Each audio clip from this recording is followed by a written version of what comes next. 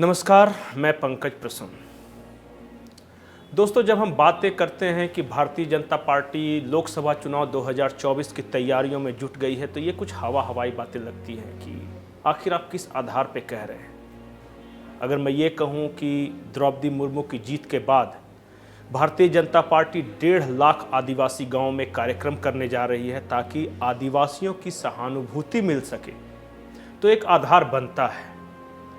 अगर इसके अलावा मैं ये कहूँ कि इस 15 अगस्त को झारखंड सहित पूरे भारत के लगभग सभी घरों में तिरंगा लहराने की योजना है ताकि लोगों में देशभक्ति की भावना उत्पन्न की जा सके, और ये कार्यक्रम सरकार की ओर से, केंद्र सरकार और राज्य सरकारों की ओर से हो रहा हो, तो आप कहेंगे कि इससे भारतीय जनता पार्टी को क्या फ़ायदा हो सकता है।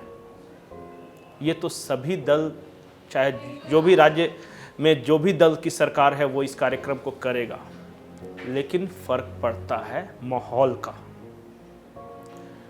ये तो हो गई बड़े कार्यक्रम की बात, लेकिन अब मैं आपको कुछ स्पेसिफिक बातें बताता हूं कि कैसे झारखंड को लेकर भारतीय जनता पार्टी में अभी से ही मंथन शुरू हो गया है लोकसभा चुनाव 2024 को लेकर। बीजेपी का 2 फोकस एरिया है, संथाल और कोल्हान, क्योंकि यही 2 इलाके थे जहां पिछली बार एक सीट हारी थी लोकसभा चुनाव में। 14 में से 12 सीट भारतीय जनता पार्टी को आए थे, और एक चाईबासा की सीट और एक राजमहल की सीट ये भारतीय जनता पार्टी लूज कर गई थी। वहां से विजय हंसदा झारखंड मुक्ति मोर्चा के सांसद बने थे, और चाईबासा से गीता कोड़ा कांग्रेस की। भारतीय जनता पार्टी ने देश भर में कुल 111 सीटों की पहचान की है, जो कि उसे अगले लोकसभा चुनाव में जीतनी है। पिछली बार वो जीत नहीं सकी थी। इसमें 2 कैटेगरी बनाई गई है। कुछ ऐसी सीटें हैं जो बीजेपी ने कभी नहीं जीती लेकिन वो जीत सकती है, और कुछ ऐसी सीटें हैं जो 2014 या 2019 के लोकसभा चुनाव में हार गए हैं लेकिन वो पहले जीत चुके थे। तो चाईबासा और राजमहल को लेकर बीजेपी के अंदर क्या कुछ प्लानिंग चल रहा है, या झारखंड में ओवरऑल जो 14 सीटों को लेकर एक रोड मैप, मोटा मोटी प्लान बनाया जा चुका है। प्लान नंबर 1 कि जिन सीटों पर हम हारे हैं उन सीटों को कैसे जीत सकते हैं, और हमारे पास जो जानकारी है उसके अनुसार एक बड़े नेता पाला बदलने वाले हैं जिससे कोल्हान की पूरी राजनीतिक फिजा बदल सकती है। प्रारंभिक दौर की बातचीत हो चुकी है, अभी मैं उनका नाम लेना या उनकी पार्टी का नाम लेना उचित नहीं होगा। उससे जो कोल्हान में है, चाहे वो जमशेदपुर की सीट हो, चाईबासा की सीट हो, खूंटी की सीट हो, 3 लोकसभा सीटों पर असर पड़ेगा।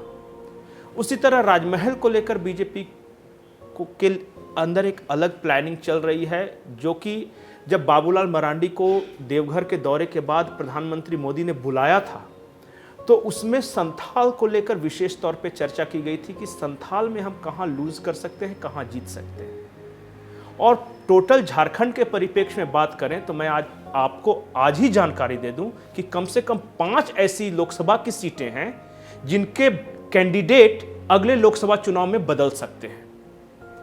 बीजेपी के अंदर फीडबैक की प्रक्रिया कई स्तरों पे जारी है। संगठन से फीडबैक ली जा रही है, कुछ स्वतंत्र लोग हैं उनसे फीडबैक ली जा रही है, और एक कार्यक्रम जो महत्वपूर्ण है वो ये है कि बीजेपी ने ऑपरेशन प्रवास शुरू किया है। ऑपरेशन प्रवास का मतलब है कि जो केंद्र के 40 मंत्री हैं उनको देश भर के दौरे पर लगाया गया है, और कार्यक्रम कुछ इस तरह है कि हर केंद्रीय मंत्री महीने में 3 दिन और 3 रात उसको निर्दिष्ट स्थानों पर बिताना होगा।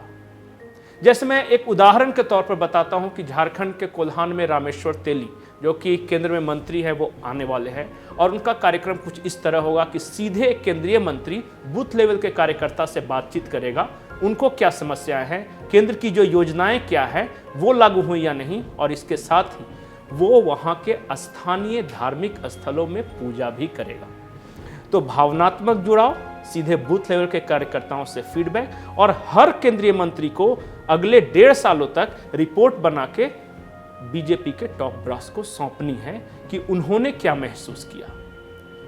तो एक हो गया मंत्रियों का फीडबैक, दूसरा लोकल संगठन का फीडबैक, जो कि झारखंड में जो भी संगठनिक स्ट्रक्चर है बीजेपी का, वहाँ से जो फीडबैक जाता ही जाता है।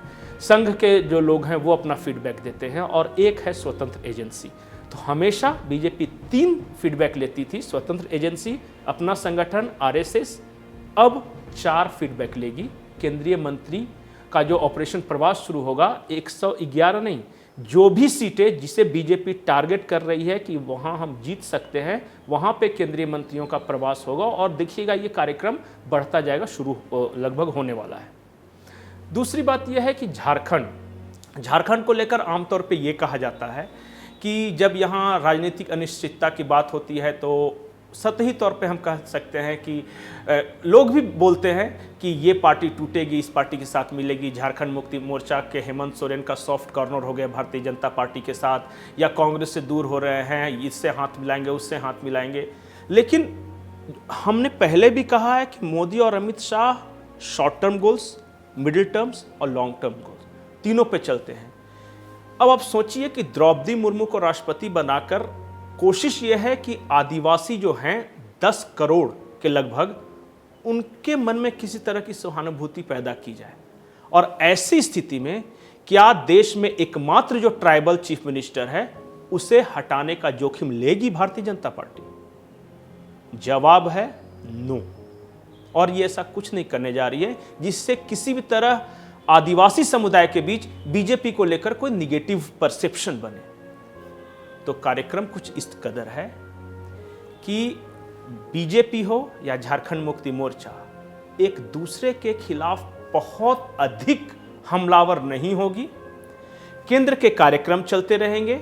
झारखंड के चीफ मिनिस्टर एक कह सकते पर्दे के पीछे समझौते के तहत काम करते रहेंगे, और कांग्रेस के पास तो ऐसे भी यहाँ ऑप्शन नहीं है। वो तो बस इसी में खुश है कि कम से कम पूरे देश में 2.5 राज्यों में तो उसकी सरकार है, और कांग्रेस जानती है कि इस सरकार से वो अभी के वर्तमान परिस्थिति में अलग नहीं हो सकती, क्योंकि अगर अलग हुई तो पार्टी पर इसका क्या असर होगा उसे ये भी सोचना होगा। एक और महत्वपूर्ण बात जाते जाते मैं कह दूं, वीडियो लंबा हो रहा है, वो ये कि झारखंड की राजनीति में बदलाव आने वाले हैं और निश्चित तौर पर आएंगे। लेकिन सरकार गिरेगी, सरकार बनेगी, क्या होगा, ये सब बदलाव नहीं होंगे। बदलाव होंगे मुद्दों का, यहाँ जो नैरेटिव तैयार किया जाएगा और झारखंड में जो माहौल बनेगा, इस चीज़ों पर आप गौर करते रहिएगा। और जो मैंने कहा कि जो 5 कम से कम लोकसभा की सीटों के कैंडिडेट बदलने वाले हैं भारतीय जनता पार्टी के, उस पर भी जरूर ध्यान रखिएगा। नमस्कार।